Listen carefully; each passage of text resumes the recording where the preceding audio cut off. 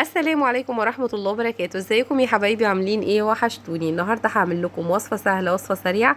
النهاردة هنعمل مع بعض الفراخ المشوية بتتبيلة خطيرة جدا، سهلة وسريعة، وهتطلع معاكي الفراخ مستوية دايبة دوب، وكمان جوسي وطرية. وكمان النهاردة هنستخدم معانا البطاطا، والبطاطا طبعا احنا عارفين انها بتاخد سوا شوية مع التتبيلة دي، هتبقى دايبة دايبة دايبة. معانا في التتبيلة معلقتين من الكاتشب ومعلقتين من صلصة الطماطم، يعني معلقتين من الكاتشب ومعلقتين من صلصة الطماطم.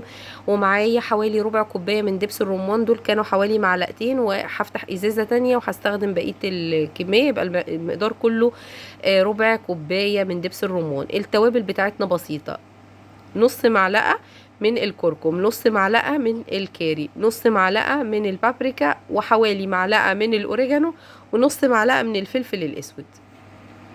يبقى نقول البهارات بتاعتنا تاني: نص معلقة من كل حاجة، بس المرة دي معلقة كبيرة مش المعلقة الصغيرة. نص معلقة من الكاري، نص معلقة من الكركم، نص معلقة من البابريكا، ومعلقة من الأوريجانو، ونص معلقة من الفلفل الأسود، ومعانا الملح بتاعنا. وحطيت عصير ليمونة كبيرة، معاها معلقة كبيرة من الثوم المفروم، ومعانا علبة زبادي من العلب الصغيرة دي، علبة زبادي صغيرة، ومعلقة من المستردة.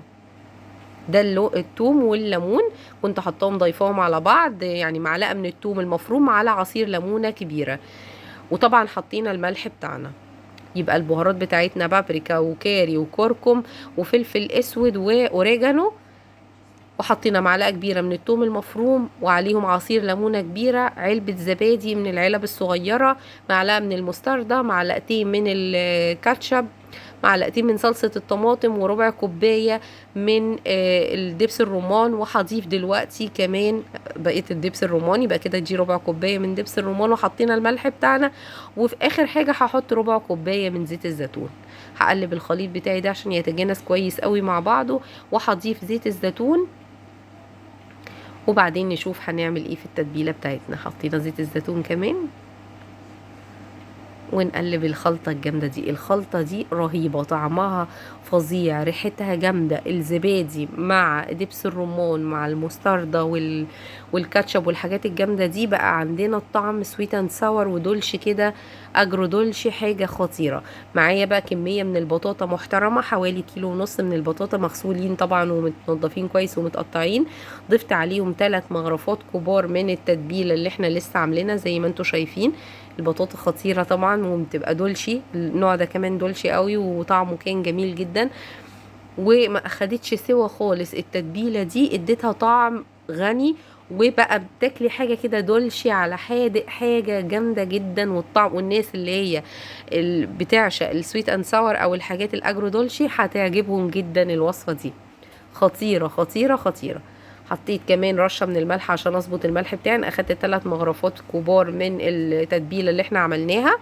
وحطيت دلوقتي اوريجانو، وحطيت فلفل اسود، وحطيت رشة من الملح.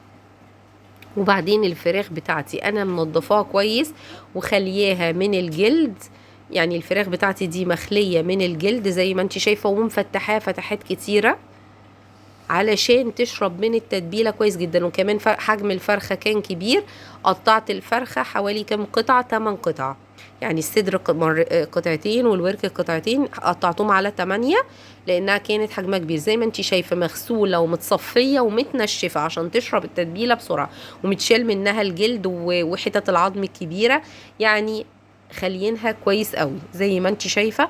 هنغنغها في التتبيلة. لو سبتيها في التتبيلة ساعة يبقى كده تمام التمام، ساعة واحدة كفاية. انا الصراحة المفروض كنت هسيبها ساعة، بس كنت مستعجلة عليها فسبتها نص ساعة بس، وعلى طول دخلتها الفرن. لكن لو هتسيبيها ساعة، 2 3 4 زي ما انت عايزة، كده كده الزبادي زي ما قلتلك مع الليمون مع دبس الرمان مع الحاجات الجامدة دي كلها، لو الفراخ ايه هتبقى معاكي دايبة وزي الزبدة. حطيت كمان روزمارينو على الوش، وسبت قرن فلفل كده احمر جامد كده يدينا طعم حلو برضو معانا. وهنزل بقى بقطع الفراخ بتاعتي وهرصصها على الطاجن الجامد ده. انا هسويه في الطاجن الفخار، وده طاجن حجمه كبير هياخد معايا الكمية كلها. هغطيه واغلفه بورق فويل، وادخله الفرن اول ساعة.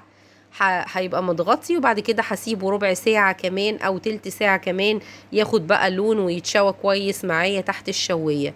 اخد حوالي ساعة وربع معايا، بس البطاطا كانت زبدة والفراخ اخدت ودت في الطعم جامد، وخصوصا ان انا سويتها في الطاجن. لو هتسويها في صينيه متهيالي كمان التسويه في الصينيه بتبقى يعني برضو نفس الوقت، او ممكن تبقى اسرع شويه، لان انا لما بسوي الفراخ عامه في الفرن بتاخد في الصينيه يعني بتاخد وقت اقل شويه، الفخار عبال ما تبدا تسخن وتغلي وكده في الفرن بتاخد وقت شويه. فايه اخدت معايا ان توتالي ساعه وتلت او ساعه وربع. ساعه كانت متغطيه كمرتها كويس لغايه ما يعني استوت واتاكدت انها استوت، وبعد كده ربع ساعه فتحت عليها الشوايه اخدت اللون القمر الخطير ده، ورشيت على الوش رشه من البقدونس خطيرة، وريحة وطعم وقوام حاجة كده جامدة. البطاطا طعمها بقى حاجة جميلة جدا، اجرو دولش كده مسكرة على حادق، والتتبيلة خطيرة وفوق الخطيرة، والفراخ كانت دايبة دايبة دايبة. بجد الوصفة خطيرة وجميلة جدا، لازم تجربيها. لو عجبك الفيديو متنسينيش من لايك ومشاركة وسبسكرايب للقناة، وبون ابيتي.